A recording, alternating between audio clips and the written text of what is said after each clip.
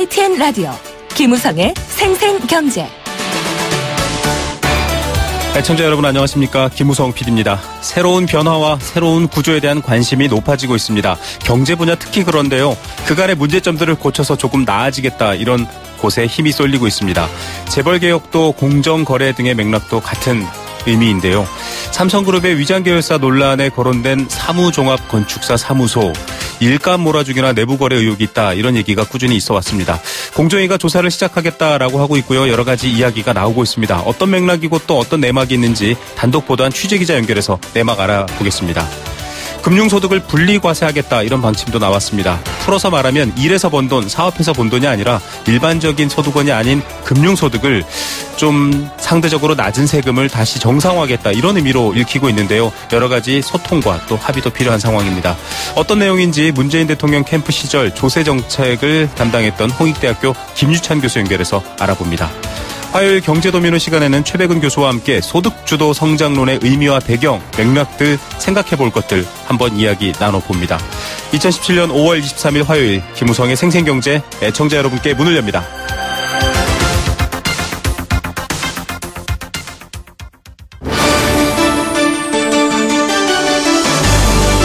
YTN 라디오 김우성의 생생경제.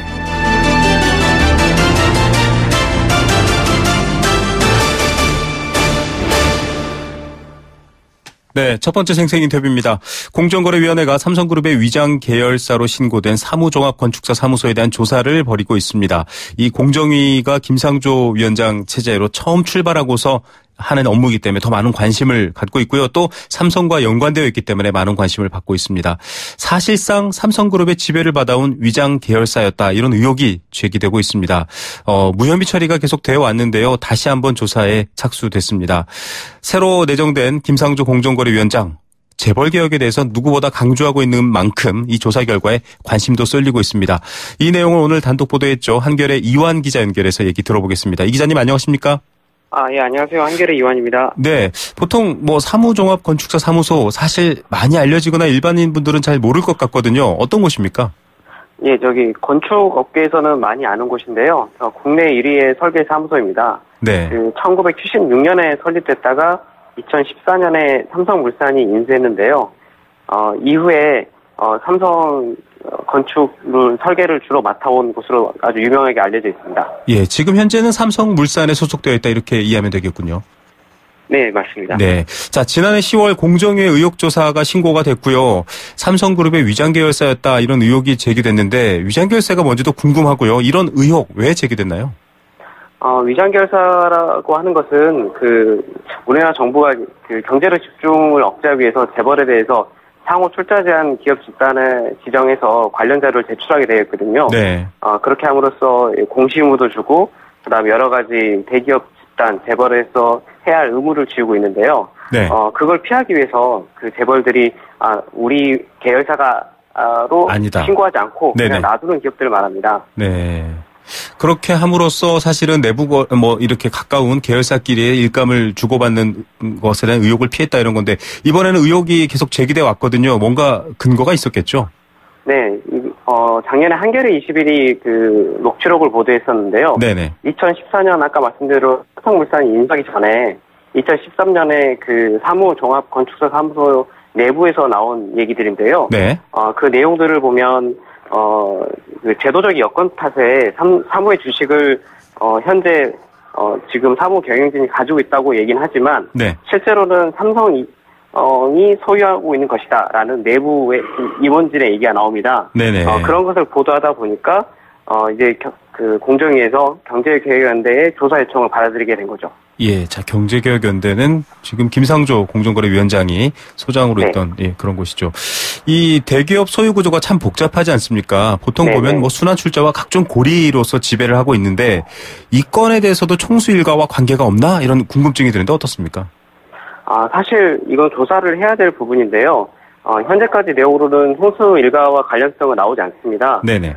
사무종합건축 사무소가 설립된 걸 보면 당시에 삼성 브랜드 직원이었던 분들이 나와서 설립을 했거든요. 네. 그리고 이후에 삼성물산이 인수할 때도 회사에서 100% 지분을 인수하게 됩니다. 네. 그래서 뭐 이재용 부회장이나 이부진 사장이 지분을 가지고 있다거나 아니면 이분들이 이 사무를 통해서 수익을 얻었다거나 이런 건 나오지 않았고요. 네. 단지 이 차명 주식이 누구 것인지 이거를 이제 공정위가 조사하다 보면 좀 더 명확해질 부분이라고 생각이 됩니다. 예, 만약에 지금 이 기자님이 설명해 주신 대로 이 위장 계열사라는 부분이 밝혀질 경우에 처벌받게 되는 거죠? 네, 그렇습니다. 아까 말씀대로 경제력 집중 억제를 위해서 공정위가 모든 계열사를 신고하게 되는데요. 네. 그래서 그 의무를 다하지 않게 되면 1억 원 이하의 벌금이나 아니면 총수가 고발을 당할 수 있습니다. 네, 실소유주의 검찰 고발, 관계자들도 네. 마찬가지입니다만 이게 지금 말씀해 주셨던 것처럼 이렇게 일감을 몰아주거나 덩치가 크거나 또 집에 특수관계에 있는 사람들이 더 이익을 추구하는 걸 막겠다라고 했는데 교묘하게 좀 피해갔다 이런 얘기도 있거든요. 이런 일들이 어떻게 가능했나 궁금해하시는 분들도 있는데요. 이게 신고 의무가 있지 사실은 공정위가 처음부터 들어가서 보지는 않는 거거든요. 네. 그래서 내부에서 제보가 나온다거나 네네. 아니면 이제 공정위가 적극적인 의지를 가지고 들여보다 보지 않는 이상은 일단은 재벌 기업에서 신고한 대로 일단은 받아들이게 되어 있고요. 물론 이제 지금은 이제 공시제도가 점점 발달하고 있기 때문에 내부 거래나 아니면 소유 현황 같은 게 좀 더 공개되고 있는 편이라서 물론 아시다시피 이게 지금 많이 공개되기 시작한 게 몇 년 안 됐거든요. 네. 그렇다 보니까 지금까지는 많이 노출이 안 되는 게 많았죠. 예, 여러 가지 법 혹은 과거에도 저희가 이 공정거래위원회 관련해서 얘기할 때마다 이 대기업이 공정위 길목만 잡고 있으면 피해간다 이런 얘기인데 좀 비슷한 문제점이 있군요. 이게 지금 소유주의 문제뿐만 아니라 보면은 내부 거래가 얼마나 있었는가도 중요한 얘기일 것 같거든요. 실질적으로 삼성의 일감을 얼마나 받았느냐 이 얘기인데 이 부분에 있어서도 좀 의구심을 가질 만한 부분이 나왔나요? 네, 사실 사무에 대해서 건설업계에서 이게 삼성과 관련이 있는 거 아니냐 이렇게 볼 여지는 많았습니다. 네네. 왜냐하면 사무가 그동안 삼성그룹을 상징하거나 계열사가 짓는 주요 건물의 대부분의 설계 감리를 도맡다시피 했거든요. 네. 예를 들어서 서울 태평로에 있는 삼성생명 본관이나 네. 지금 서초동에 있는 삼성타운이나 한남동 이건희 회장 집 옆에 있는 삼성미술관 리움이나 네. 도곡동 타워팰리스 이런 모든 삼성 관련된 건물들에 대해서 사무가 설계를 맡은 곳이 많았고요. 네. 그리고 인수된 다음에 실제로 지금 공시된 자료를 보면 2015년이나 2016년을 봐도 사무종합건축사 사무소가 대충 매출액이 2천억 원이 넘거든요. 네. 근데 삼성 관련된 물량이 이거 1,000억 원이 넘습니다. 네. 그러니까 절반 이상의 물량이 사실상 삼성으로서 받고 있기 때문에 네네. 예전이나 지금이나 삼성과 관련이 많은 곳이다 이렇게 의혹을 가질 수 있었죠. 예, 이런 부분에 대해서 좀 경제적인 질서, 정의를 위해서 좀 다시 관심을 들여다본다. 많은 국민들이 관심이 있으실 것 같은데 문제는 사실 과거에도 이 의혹이 제기돼 왔었고 공정위가 조사도 했었지만 계속 무혐의 처리되고 유야무야 됐거든요. 이번엔 좀 결과가 다를 수 있을까 이런 우려가 있는데 어떻게 보십니까? 김상조 위원장이 이제 아직 후보자시죠. 네네. 김상조 위원장 후보자가 4대 그룹에 집중하겠다고 얘기를 했거든요. 그 얘기가 무슨 얘기냐면 법을 엄중히 집행해서 이 재벌들로 하여금 사회적 기대에 부응하게라 법을 지키도록 하겠다는 얘기거든요. 네네. 그리고 또 하필이면 공정위가 김상조 위원장 후보자가 문재인 대통령 후보 캠프에 합류할 때쯤에 조사에 착수하게 됐다. 네. 공정위도 이 사안이 삼성하고도 관련이 있고 경제개혁연대와도 관련이 있다는 걸 알고 있기 때문에 좀 더 신경을 쓸 것 같고요. 네네. 특히나 지금 이 사안은 지금 공정위 기업집단과가 보고 있는데요. 네네. 이 기업집단과는 김상조 위원장 후보자가 공정위를 취임하게 되면 더 확대하겠다고 하는 예전에 조사국에 대한 곳을 확대하겠다는 그 과가 맡고 있거든요. 네. 그렇기 때문에 이번에는 좀 더 조사를 면밀히 하지 않을까 이런 생각을 가지고 있습니다. 예, 본격적인 이 정책 목표에 해당하는 사안이기 때문에 이 첫 번째 단추를 잘 끼울 것이다 이런 전망이 많이 얘기가 되고 있군요. 사실 그렇죠. 이 재벌의 위장 계열사랄까요? 이게 사실은 더 많은 이익을 위해서 이 법이라든지 제도를 편법으로 피하는 건데 삼성만 관련된 문제는 아닐 것 같고요. 좀 우리나라 대기업이라든가 재벌에 다 포괄되는 문제일 것 같거든요. 어떻게 보십니까? 사실 우리나라 재벌의 특징은 수직 계열화라 그래가지고 관련된 모든 사업을 다 내부에서 하는 걸 특징으로 하고 있거든요. 네네. 물론 이거를 통해서 좀 더 발빠른 의사결정이나 빠른 투자 판단이 된다는 장점도 있긴 하지만요. 네. 또 한편으로는 일감몰아주기를 통해서 총수 일가의 재산을 불린다거나 네. 아니면 횡령 등을 통해서 비자금 통로를 이용된 것도 분명히 있어 왔습니다. 네네. 그렇기 때문에 위장 계열사 문제는 여전히 경제력 집중을 막기 위해서는 꼭 필요한 적발해야 될 부분이라고 생각이 되고요. 네. 특히나 이제 지금의 4대 그룹이나 10대 그룹이 아니라 중견기업들이 커가고 있는 그룹들이 이런 사례들을 보고 지금 30대 그룹 말고는 공정위가 들여다보지 않기 때문에 따라할 염려가 많이 있거든요. 네. 그렇기 때문에 위에서 이제 처벌하게 된다면 앞으로 나올 기업들도 이런 거를 하지 않지 않을까 이렇게 기대할 수 있는 거죠. 예, 지금 뭐 이 삼성뿐만 아니라 여러 대기업들도 정부의 정책과 공정위를 바짝 추격해서 따라보고 있는 상황인데 결국 이게 실질적인 제재, 규제로 가게 되면 총수에 대한 고발, 처벌 얘기가 나올 텐데요. 실현될까요? 어떻게 보십니까? 사실 이건 이제 조사 내용이 나와봐야 알 수 있는 내용이라서 제가 뭐 여기서 네네네. 뭐라고 말씀드리기 어려운 부분이지만요. 아무래도 그 재벌 집단이 가장 두려워하고 있는 부분은 총수에 대한 처벌이거든요. 네네. 그래서 가장 강력한 신호를 주는 거는 총수 처벌이기 때문에 문재인 정부 하에서 공정위가 가질 수 있는 가장 강력한 카드라고 생각이 되고요. 네. 또 이제 김상조 위원장 후보자가 얘기했다시피 지금 공정한 시장 경제 질서를 만들어서 한국 경제의 생태계를 복원해서 일자리를 많이 만들겠다고 얘기를 했거든요. 네. 일자리를 많이 만들기 위해서는 분명한 신호가 또 필요할 것이고, 그래서 이제 공정위가 쓸 수 있는 카드를 전부 준비하지 않을까 이런 생각도 하고 있습니다. 예, 덩치를 키우고 성장하는 게 아니라 이제는 어떻게 잘 순환되도록 또 경제가 골고루 발전하도록 하는 게 목표다 보니까 달라진 분위기인 것 같습니다. 오늘 뉴스 감사드립니다. 예, 감사합니다. 네, 한겨레 이완 기자였습니다. YTN 라디오 김우성의 생생경제. 네, 함께 느끼는 우리 경제 공감 사전입니다. 여러분의 의견, 여러분의 생각, 여러분의 작은 이야기들도 이 경제 뉴스의 하나의 큰 부분으로 함께하고 있습니다.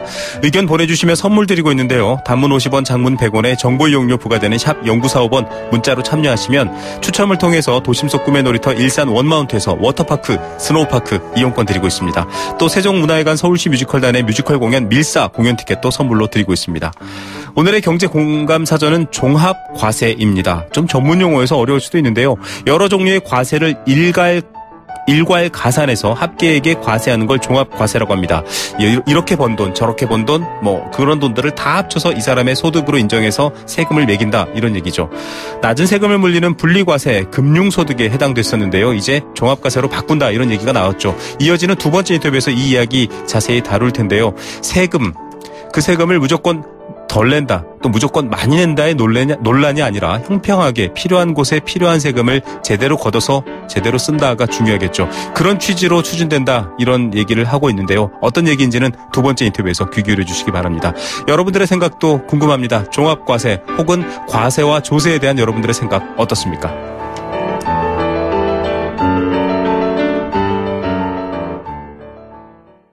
생생경제일부 포스코 삶을 완성하는 품격 롯데캐슬과 함께했습니다. 캠페인 2개 듣고 경제 톱뉴스 시작합니다.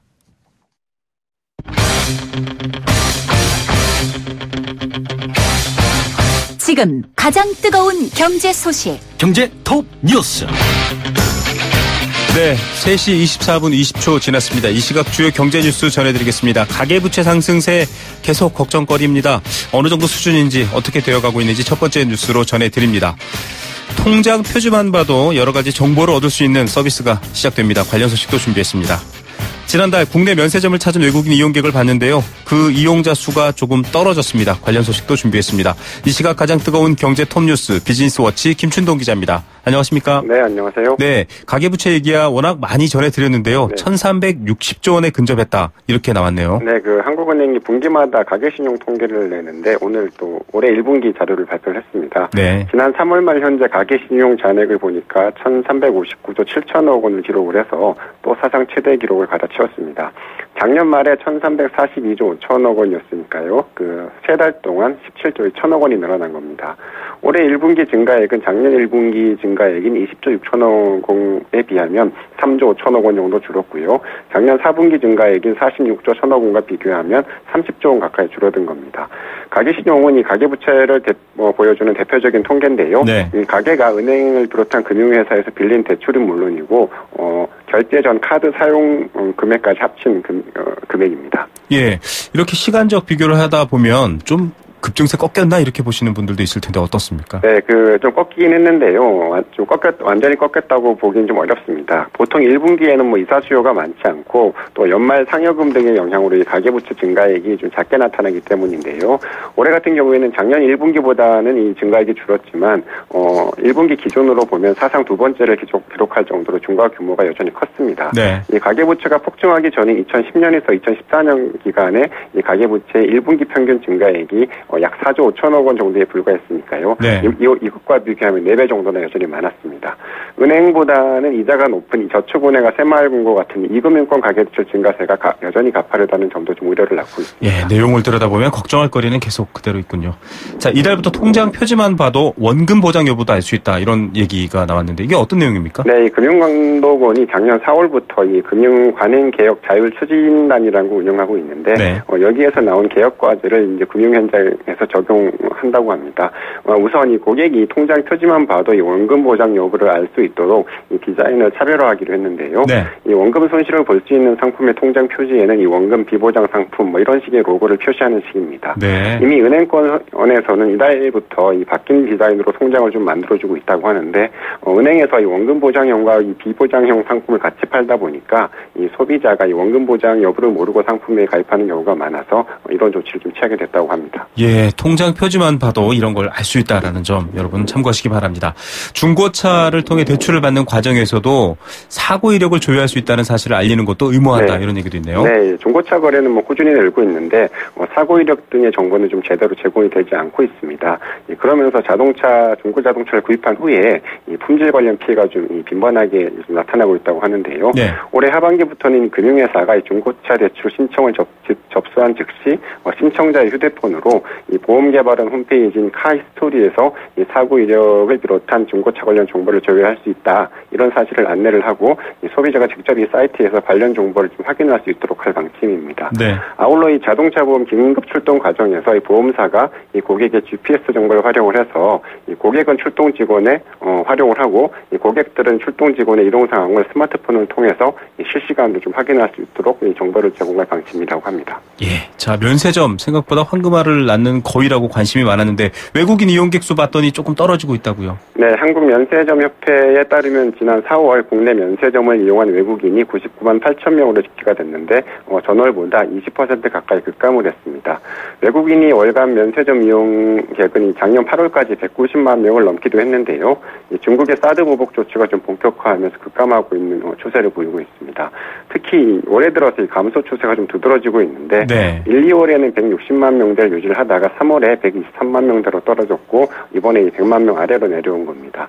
특히 3월 15일에 중국의 한국 관광 금지령이 좀 있었는데 이를 기점으로 해서 감소세가 좀 가팔라지고 있는데요. 외국인 면세점 이용객이 100만 명 밑으로 떨어진 건 메르스 사태로 이 관광객이 급감했던 2015년 7월 이후에 처음이라고 합니다. 예, 이 숫자가 줄어든 만큼 매출도 문제가 있었겠네요. 네, 맞습니다. 지난달 국내 면세점의 외국인 매출은 5억 9천만 달러로 전월보다 11% 넘게 줄었고요. 2월과 비교하면 33% 넘게 급감을 했습니다. 반면에 지난달 내국인의 면세점 이용객과 매출은 모두 늘었는데 그래도 이 외국인 이용이 좀 줄면서 면세점 입찰에도 좀 영향을 미치고 있다고 합니다. 실제로 인천공항 2터미널 면세점 이 3구역은 벌써 4번째 좀 입찰이 되고 있다고 하는데 전날에 또 입찰 신청을 좀 마감을 했더니 네. 임대료를 10% 추가로도 낮춰줬지만 대기업 몫으로 지정한 구역에서 참가 신청서를 낸 업체는 없었다고 합니다.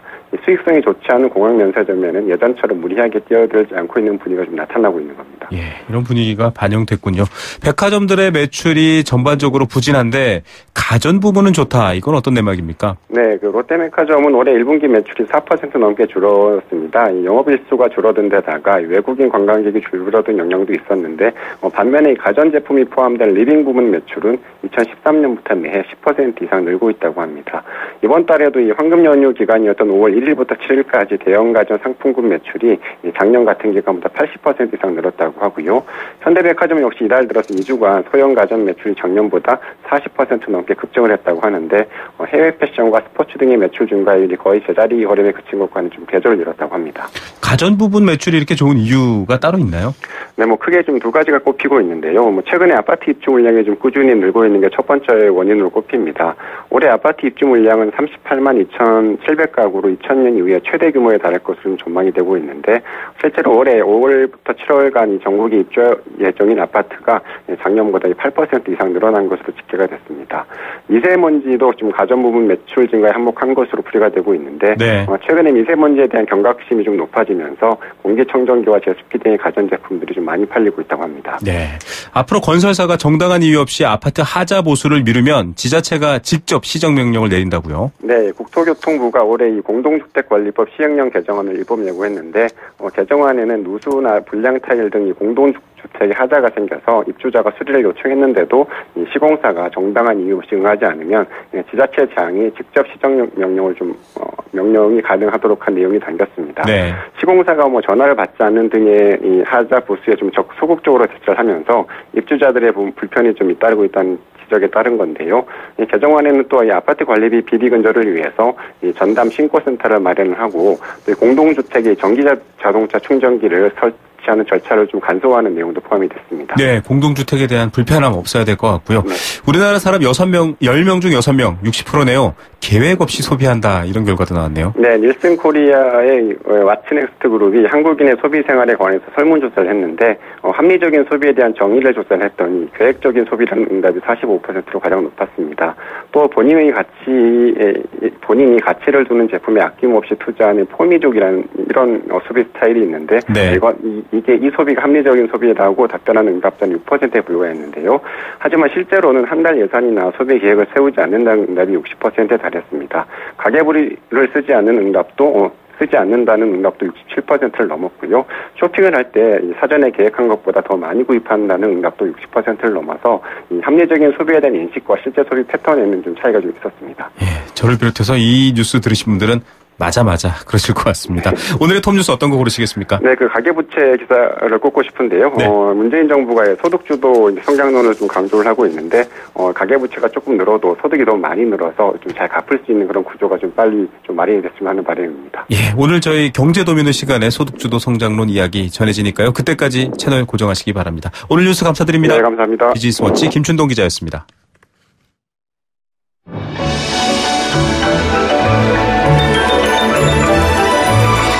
오늘의 경제를 들여다보는 시원한 창. YTN 라디오 김우성의 생생경제. 생생인터뷰. 네, 생생인터뷰 보내드리고 있습니다. 얼마 전 조사에서 고소득자가 누군지 밝혀진 기사 기억나십니까? 여러 소득들을 살펴봤더니 금융소득자들이 굉장히 고소득자에 속했습니다. 그렇다면 이분들의 세금은 어떻게 되고 있을까요? 모든 소득에 대해서 적정 수준의 세금이 있는데요.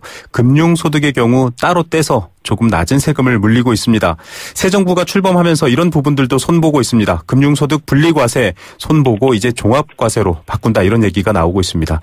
대통령의 공약이기도 했고요. 경제부총리 지명자 역시 언급했습니다. 어떤 내용인지 그 취지와 효과를 좀 잘 이해해야 할 것 같습니다. 문재인 대통령 캠프에서 조세정책 담당한 분이시죠. 홍익대 경영학부 김유찬 교수 전화로 연결합니다. 교수님 안녕하십니까? 네, 안녕하세요. 예, 일단은 금융소득의 종합과세 전환 아직은 잘 모르시는 분들도 있는데요. 배경과 취지 좀 말씀 부탁드립니다. 예, 기본적으로 이제 이번에 당선되신 문 대통령께서 후보 시절에 이 조세 분야 공약사항으로 말씀하신 게 이 자산가의 자본소득에 대한 과세 강화 말씀하셨고요. 네.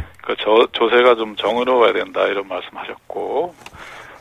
그래서 또 신임 부총리 되신 분도 이제 종합과세를 통해서 증세를 해야 된다 언급하셨고요. 저는 아주 적절한 정책 방향이고 필요하다고 생각합니다.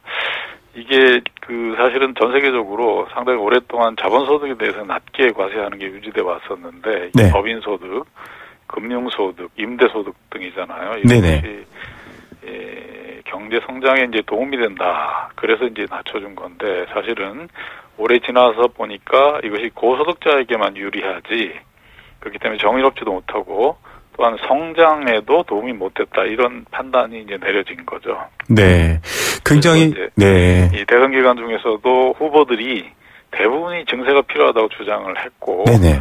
그것이 사실 일반 사람들의 인식도 그렇게 많이 변했다는 것을 대변하는 것이죠. 예, 어느 정도 경제라든지 금융 부분이 좀 고도화되었고 성장되었기 때문에 이제는 이 틀도 다시 논해야 된다. 좀 기본이 바뀌고 있다 이렇게 이해도 될까요?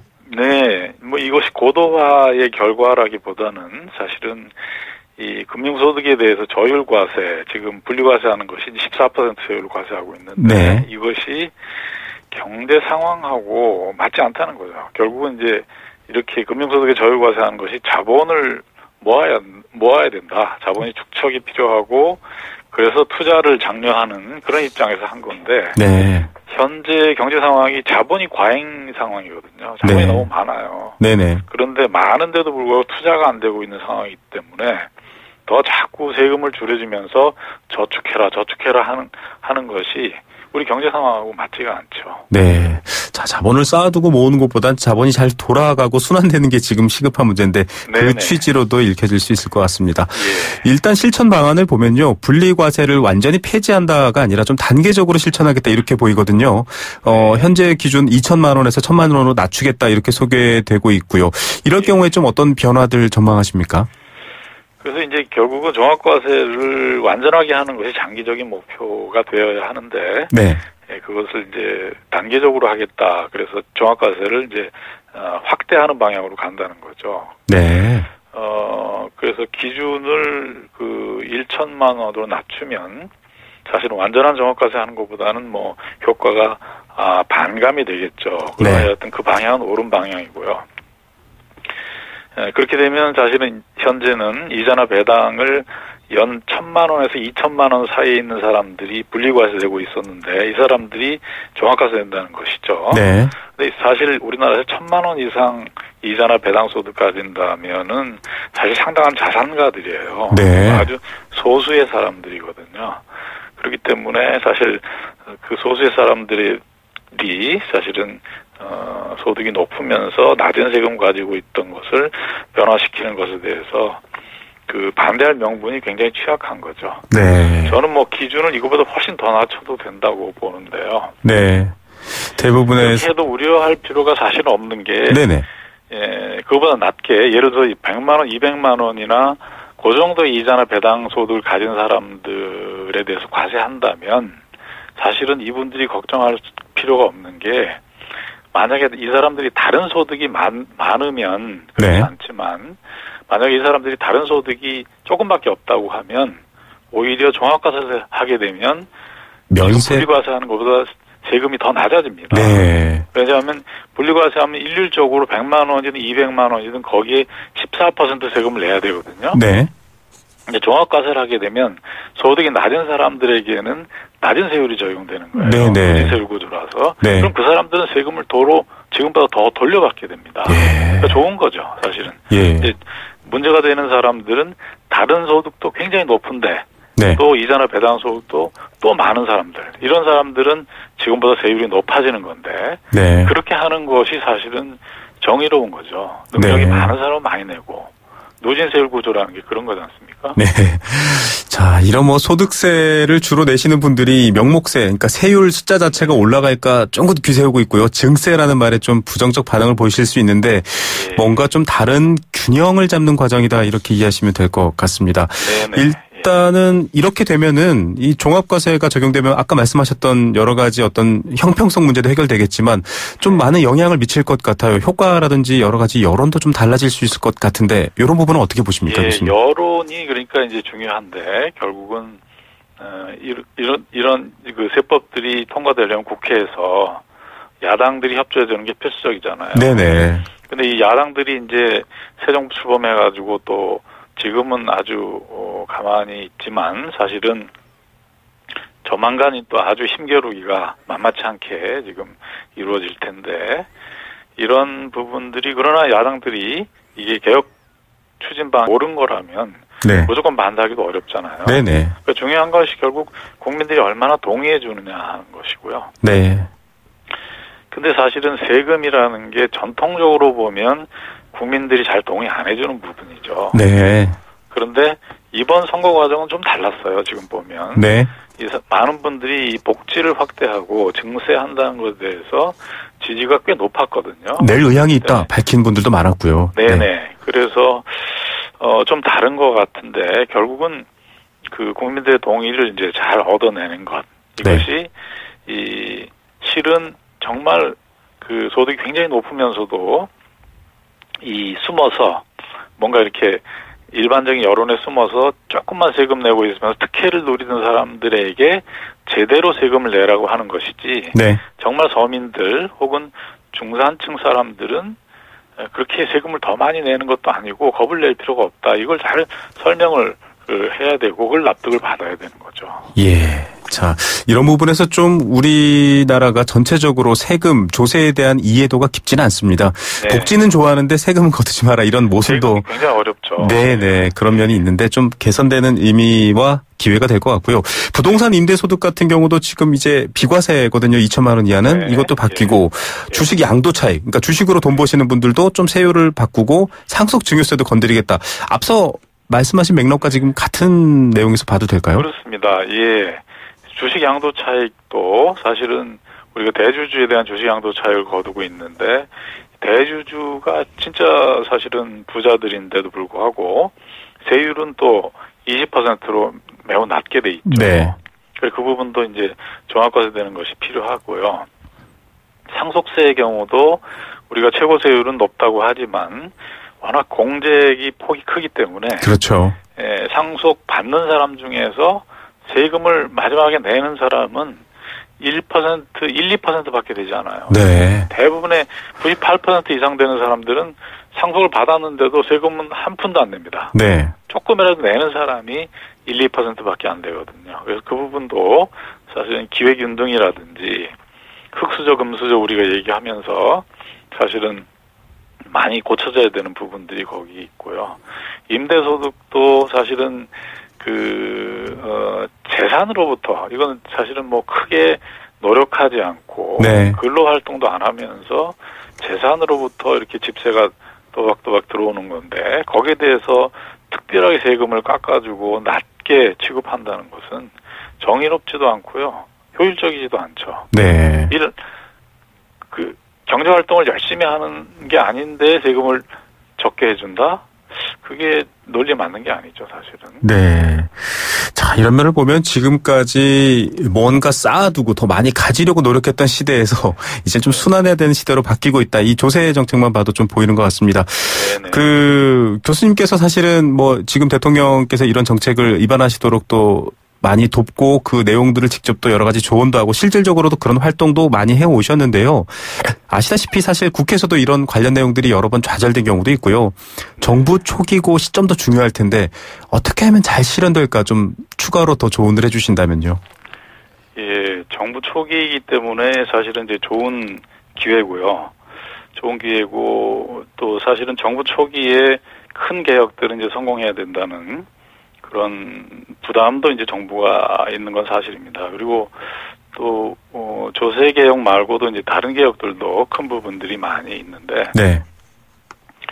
그래서 사실은 조세 개혁이 다른 개혁보다 좀 묻혀서 지나가 버리는 수도 있다는 점이 좀 걱정스럽기는 합니다만은 그런 것들을 결국은 대통령께서도 강조하시지만 협치 를 말씀하시는데 네. 야당들과 진솔하게 말씀 나누시고 협조를 많이 얻으셔서 또 중요한 개혁을 이루어내셔야 되지 않을까 생각합니다. 예, 한 정부의 일이 아니라 여야를 아우르는 전체의 일이다라는 게 좀 인식이 돼야겠다라는 말씀이시네요. 오늘 말씀 감사드립니다.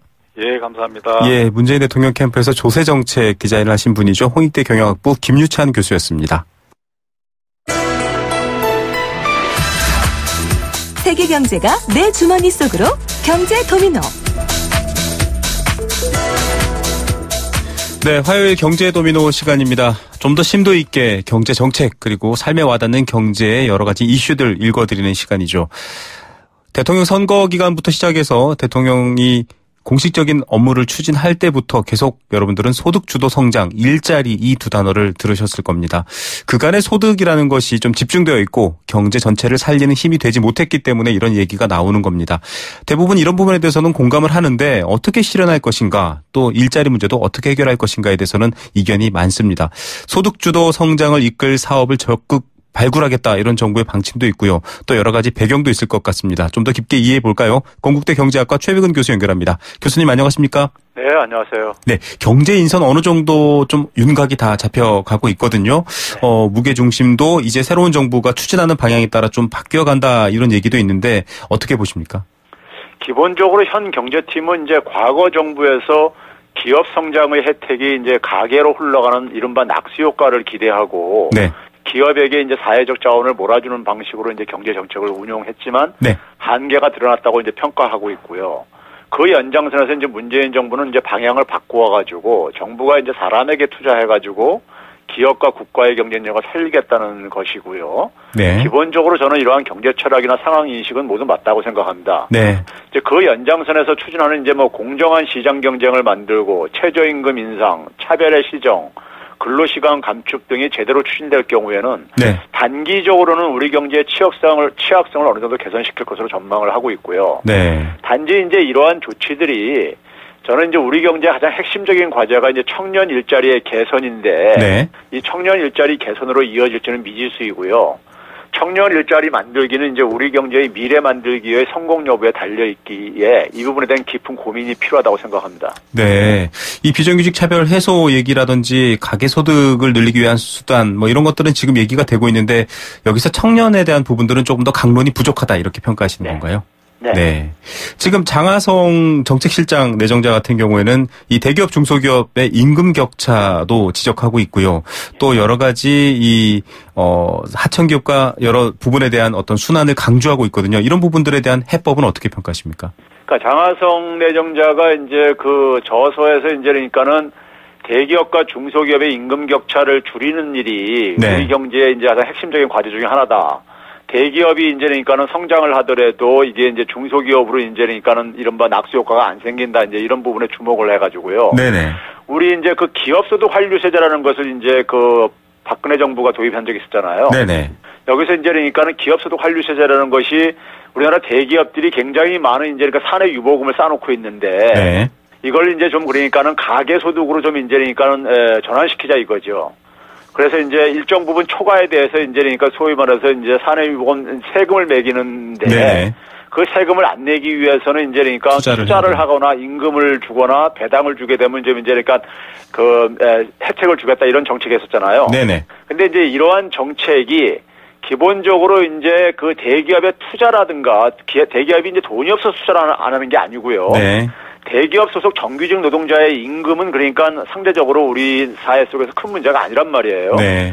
그다음에 대기업 주식 소유자에게 배당으로 사용하는 것도 우리나라 취약한 가계의 소득을 개선하는 데는 한계가 존재합니다. 네. 따라서 이제 장하성 교수가 이제 사내 유보금 과세분을 하청기업의 임금 인상이라든가 비정규직 정규직 전환에만 이제 한정시키자. 네. 그 이제 세금 혜택을요. 네네. 그렇게 한다면은 기업소득 환류세제의 실효성은 좀 높일 것입니다. 그 취지는요. 네. 이른바 뭐 꾸준히 이야기되었던 상생이나 동반 성장과 관련된 부분에 구체적 실현 방안이 될 수 있다 이렇게 평가하시는 거군요. 네. 예. 이 최저임금 같은 얘기도 좀 해봐야 될 것 같은데요. 네. 이 전체 근로자 임금 총액에서 차지하는 비중이 한 5% 정도라고 되어 있는데 최저임금 인상과 또 이 소득주도 경제 관계가 좀 약하지 않나 이렇게 보는 분들도 있는데 어떻게 보십니까? 그런데 이 주장을 하시는 분들이요. 네네. 소득주도 성장이 필요하다는 현 정부의 입장을 좀 잘못 이해하는 것 같아요. 네. 소득주도 성장을 주장하는 현 정부는 지금 최저임금 인상만 주장하는 것이 아니고요. 네. 뭐 공공부문의 일자리, 그다음 비정규직의 정규직 전환, 그다음에 비정규직 차별 시정, 근로시간 단축 등에서 일자리 창출 등을 주장하고 있듯이요. 네. 현 정부는 이제 가계소득을 늘려서 이제 성장을 만들겠다고 할 때 가계소득 늘리는 대책은 이제 일자리 만들기와 더불어서 이제 임금 인상을 주장하는 것입니다. 네. 그다음에 이제 구체적으로 이제 2016년 지난해 기준으로 해서 최저임금 적용 대상자가 342만 명입니다. 네. 이게 이제 정부 고용노동부의 이제 자료인데요. 그러면 이제 이런 주장을 얘기하시는 분들이 한 5% 정도뿐이 안 된다 그러는데 제가 그걸 계산을 해봤어요. 네. 최저임금 목표대로 이제 증액 시에 네. GDP의 약 1% 증가가 효과가 있어요. 네. 그러니까 적지 않은 거죠, 사실은요. 이 자체만 하더라도요. 그렇기 때문에 최저임금 인상만을 가지고 하자는 것도 아니고 소득주도 성장이 네. 최저임금을 인상했을 때도 그러니까 이제 적지 않은 효과가 있다고 이제 우리가 평가할 수 있습니다. 예, 그간의 성장과 어떤 기업의 발전에 무게중심을 지금 이동하는 과정이기 때문에 좀 오해의 소지 있는 부분들은 정리할 필요가 있을 것 같습니다. 그럼에도 불구하고 아직은 뭐 경제의 주요 부분을 대기업이 맡고 있는데요. 네. 지금 4차 산업혁명도 사실은 중소기업이라든가 스타트업에 열려 있다라고 말은 하지만 대기업들도 필요하다 이런 얘기도 되고 있고요. 여러 가지 성장 동력의 관점을 볼 때는 어떻게 생각해 봐야 될까요, 교수님? 이 소득주도 성장이 이제 그 장기 성장 동력을 이제 뭐 훼손시킬 수 있다는 주장은 저는 논리적으로 관계가 없다고 보고요. 네네. 문재인 정부가 주장하는 이제 소득주도 성장은 이제 결국 일자리 만들기에 방점이 있는 것이고. 네. 문재인 대통령도 이제 선거 공약으로 4차 산업혁명이라든가 무슨 뭐 신농업 6차 산업화 등등을 통해서 이제 연평균 이제 50만 개의 이제 일자리를 만들겠다는 구상은 내놓았어요. 네. 문제는 이제 4차 산업혁명 등을 통해서 연 일자리 50만 개를 만들겠다는 목표만 있을 뿐이지 4차 산업혁명을 어떻게 만들어낼지에 대한 구체적인 대책은 아직 보이지 않는다는 점입니다. 네. 제가 앞에서도 누차 지적했듯이 우리 경제의 미래 만들기는 국가 차원에서는 이제 제조업 이후에 이제 산업체계 재편 문제이고요. 네네. 기업 차원에서는 새로운 수익 사업을 만드는 문제이고요. 네. 그리고 개인 차원에서는 청년 일자리 만들기라는 문제가 상호 이제 이게 관련되어 있는 과제입니다. 네. 이 과제를 해결하느냐에 따라서 결국 문재인 정부의 이제 그 이 일자리 만들기 정책도 이제 성공 여부가 달려 있을 거라고 저는 판단합니다. 이 과거 국민의 정부 이 김대중 전 대통령 시절에 인터넷이라던가 IT 부분에 굉장히 또 이 뭐랄까요 벤처 열풍이 불지 않았습니까? 맞습니다. 그때와 좀 비교해 보자면은 그때도 새로운 좀 어떻게 보면 활력이랄까 이 산업 생태계의 어떤 자극이 됐었는데요. 비교해 보면 어떤 그런 수준 혹은 그런 방식의 어떤 열풍이랄까요? 그런 것들이 필요하지 않나 이런 생각도 드는데 교수님 그 시절과 좀 비교해 보면 어떻습니까? 예, 그 시절도 이제 그러니까 그런 이제 열풍은 이제 기본적으로 우리 사회에 그만큼 이제 욕구가 많이 있다는 얘기죠. 네네. 그렇죠? 그런데 이제 문제는 뭐냐면 그 욕구를 이제 그러니까 우리 사회 속에서 우리 경제의 체질을 근본적으로 바꾸고 네네. 우리 산업 구조라든가 경제 구조를 바꾸는 쪽으로 이것이 근본적으로 전환을 시켜야지만이 네. 이게 지속 가능하고 이제 성과를 낼 수 있는 거거든요. 네. 그렇지 않고 이게 그러니까는 뭐 특정 산업 만들기 위해서 그러니까는 네네. 뭐 연구개발비 정도 지출을 도와준다든가 지원한다든가 네. 이런 방식으로는 저는 제2의 창조 산업 이제 만들기로 창조 경제 만들기로 전락할 가능성도 배제할 수 없다고 봅니다. 예, 구글 또 국내 뭐 대형 포털들 같은 새로운 스타트업들이 생기려면 완전 구조 자체의 변화를 생각해야 되겠군요.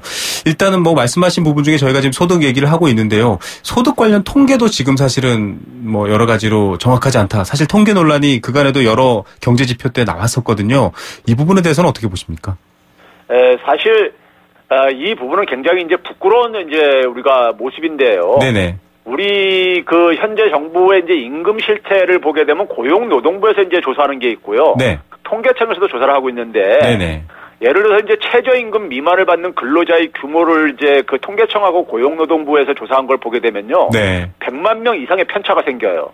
아, 네. 이거는 너무 심각한 거죠. 네네. 그래서 이런 문제는 기본적으로 그 통계를 제대로 만들어야지만이 정책 기반에 이제 활용할 수 있는 신뢰성 있는 그러니까 우리가 이제 정책을 만들 수가 있거든요. 네. 그래서 이제 이런 부분들은 사실 정부가 굉장히 이제 귀담아서 좀 이제 그러니까 우리가 그 시정해야 될 부분이고요. 네. 이런 문제가 해결 안 되게 되면은 정교한 그러니까 정책이 설계가 될 수가 없습니다. 예, 문제의 원인 파악도 제대로 안 된다면 문제가 있겠죠.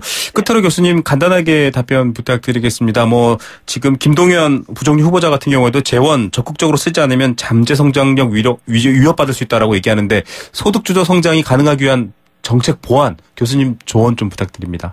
그러니까 그 박근혜 정부에서 재정 운영은 너무 보수적으로 했어요. 사실은요. 네. 그래서 그런 점에서 이제 그러니까 재정을 확장적으로 하겠다는 방향은 맞는데 네. 문제는 이제 그러니까 우리 그 결국 이제 경제의 성장률에 이제 그러니까 이것은 의존적인 겁니다. 네. 이제 7% 연평균 7%로 그러니까 이제 재정을 확장하겠다는데 올해 지금 경상 성장률이 보다 한 2.5%가 높은 수준이에요. 예, 조금. 그러면 재정 확장을 통해서 올해 정도 성장률 수치를 어느 정도 끌어올리겠지만은 네네. 지속적인 성장이 안 이루어지게 되면은 네. 그러니까 높은 그러니까 재정 지출을 할 수가 없다는 얘기죠. 네. 그러니까 그럴 경우에 이제 결국은 이제 국가 부채 증가로 이어질 가능성이 있기 때문에 네. 결국은 재정 지출을 가지고 이제 경제 체질을 바꾸고 마중물 효과를 만들어내는데 달려 있을 것입니다. 예, 제대로 마중물이 될 수 있는가에 대한 더 정교한 접근도 필요할 것 같습니다. 교수님 오늘 말씀 여기까지 듣겠습니다. 감사합니다. 네, 감사합니다. 건국대학교 경제학과 최백은 교수였습니다. 네, 생생경제 포스코 삶을 완성하는 품격 롯데캐슬과 함께했습니다. 8100님 택시기사인데요. 여러 가지로 경제에 궁금한 점이 많습니다라고 해주셨는데 함께해 주셔서 감사드립니다. 뮤지컬 밀사 티켓 선물로 드리고요. 8824님 돈 많아서 종합과세자 대상자 좀 돼봤으면 좋겠습니다. 꼭 그렇게 되실 겁니다. 원마운트 스노우파크 티켓 저희가 드릴게요. 저는 내일 오후 3시 10분에 찾아옵니다. 김우성의 생생경제였습니다.